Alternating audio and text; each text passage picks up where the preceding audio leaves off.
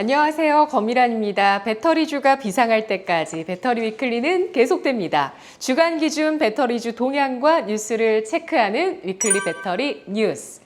지난 한 주간 배터리 관련 뉴스들 가운데 워스트 3 꼽아보겠습니다. 먼저 3위, 최근 1년 수익률 꼴찌는 2차 전지, 아직 거치지 않은 안개입니다. 국내 상장된 상장 지수 펀드 ETF 중 2차 전지 관련 종목을 담은 상품에 최근 1년 수익률이 가장 좋지 않았던 것으로 집계됐습니다. 여러분 잠시만요. 이 상품 클릭하거나 터치 한 번만 해주세요. 그것만으로도 저에게 큰 힘이 됩니다.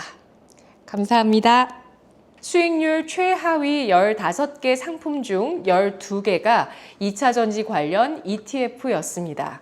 21일 한국거래소에 따르면 최근 1년 수익률이 가장 나쁜 ETF는 코덱스 2차 전지 산업 레버리지로 지난해 5월 21일 3,585원이었던 가격이 이날 672원으로 81.26% 떨어졌습니다.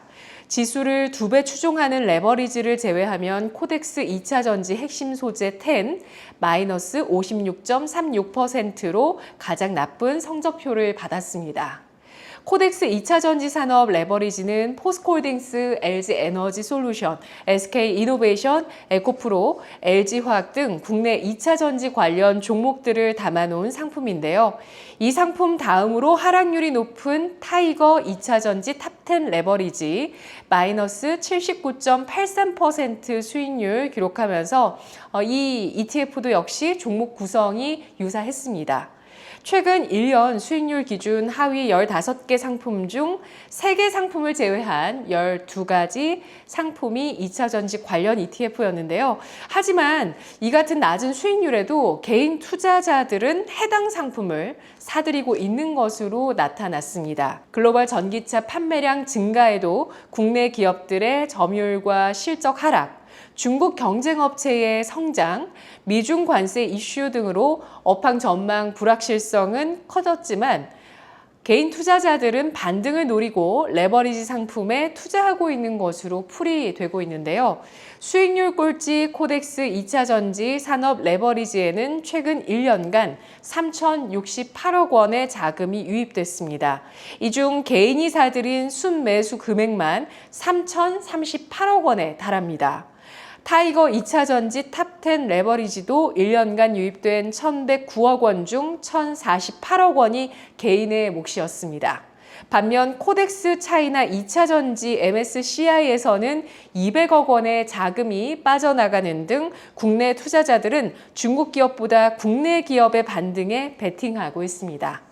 미국의 관세나 IRA 정책 변화나 이로 인한 전기차 제조사의 가이던스 하향으로 국내 2차 전지 기업들에게 부담이 될 것으로 보이는 만큼 배터리주의 먹구름이 아직 완전히 거치지는 않은 상황인데요. 1분기 실적 발표 기간 미국 전기차 고객사가 연간 판매량을 하향 조정하고 리비안의 경우 연간 판매 전망을 기존 5만 1,000대에서 4만 대까지 줄이고 있지만 국내 양극재 공급업체는 연초 계획한 출하 목표치를 여전히 유지하고 있는 상황입니다.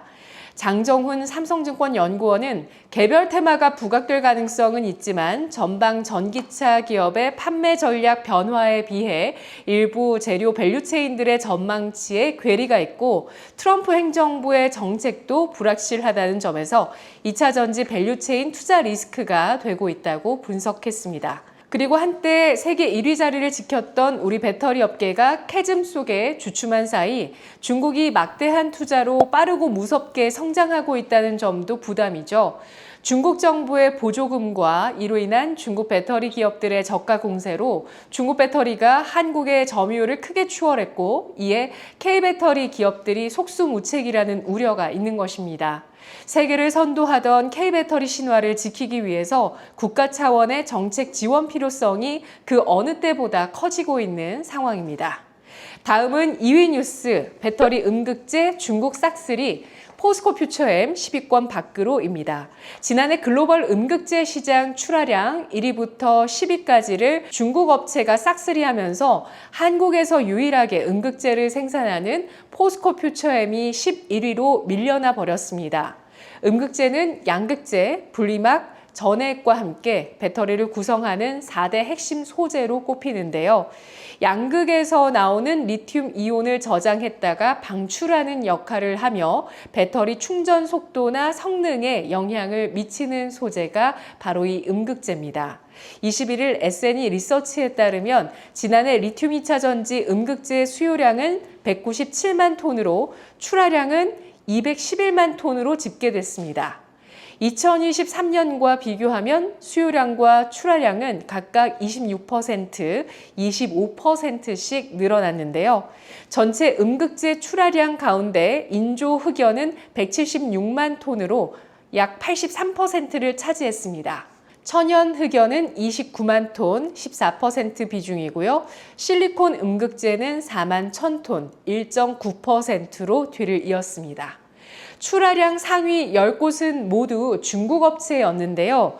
1위는 BTR로 작년 한 해 총 43만 2천 톤 이상을 출하했습니다. 다음은 샨샨, 신줌, 상타이 등이었고요. 1위에서 12기업 점유율은 약 84%를 차지했습니다. 한국과 일본 음극재 기업들은 중국의 과잉 생산, 저가 수주 경쟁에 밀려나고 있습니다. 포스코퓨처엠은 2020년 6위에서 2021년 8위, 2022년, 23년 11로 밀려났고 지난해 11위에 그쳤습니다. 마지막으로 1위 뉴스, 중국 배터리 굴기 CATL 6조 4천억 원 조달, 상장 첫날 급등세입니다. 올해 전 세계 기업 공개 최대어로 꼽히는 세계 배터리 제조업체 중국 CATL이 현지 시간 20일 두 자릿수 상승률을 기록하며 홍콩 증시에 뜨거운 관심을 받으면서 데뷔했습니다. 앞서 CATL은 희망 공모 가격 상단인 263 홍콩달러에 1억 3,600만 주를 매각해 357억 홍콩달러, 우리 돈으로 약 6조 3,517억 원을 조달하는 데 성공했습니다. CATL은 애초 이번 IPO를 통해 40억 달러, 약 5조 5,696억 원을 조달할 계획이었으나 강력한 수요에 힘입어 규모를 늘렸으며 조달 자금의 90%는 헝가리 공장 건설에 투입할 계획입니다. 이는 CATL이 유럽 완성차 시장 공략에 더욱 매진하겠다는 전략인데요. 블룸버그 통신은 CATL이 초과 배정 옵션, 그린슈 등을 행사할 경우 조달 자금 규모가 53억 달러, 우리 돈으로 약 7조 3,797억 원으로 늘어나 홍콩 증시의 올해 상장 수익금을 2배로 늘릴 수 있다고 전망하기도 했습니다. 미국 국방부의 제재 속에서도 CATL이 올해 세계 최대 규모의 IPO에 성공한 셈입니다. CATL은 테슬라, 폭스바겐, 포드, 메르세데스 벤츠 등을 고객사로 두고 있고요. 전 세계 전기차 배터리 시장 점유율 38% 정도로 추산되고 있습니다. 글로벌 1위 CATL이 자금 조달에 성공해서 투자 여력을 키우게 되면 한국 배터리의 입지가 위협받을 수 있을 것으로 보인다는 우려가 있습니다. 점유율, 수익성, 기술 혁신에 박차를 가하는 CATL. 국내 배터리 기업들은 일부 금융감독원의 제재로 유상증자의 길조차도 가로막혀 투자자들의 속도 태우고 자금 여력이 부족한 배터리 기업들의 미래까지도 갑갑해지고 있는 상황인데요. 배터리 기업들의 빚과 투자 여력, 이에 대한 자금 상황들의 숨통을 틔워주는 정책적인 노력이 반드시 필요하겠습니다. 중국 배터리 기업들은 아시아 금융 허브인 홍콩 증시 상장에 대흑행을 하고 있고 K배터리는 빚에 쫓겨서는 안 되겠죠. 배터리주 주가가 비상할 때까지 배터리 위클리 워스트도 계속됩니다. 다음 주에 뵐게요.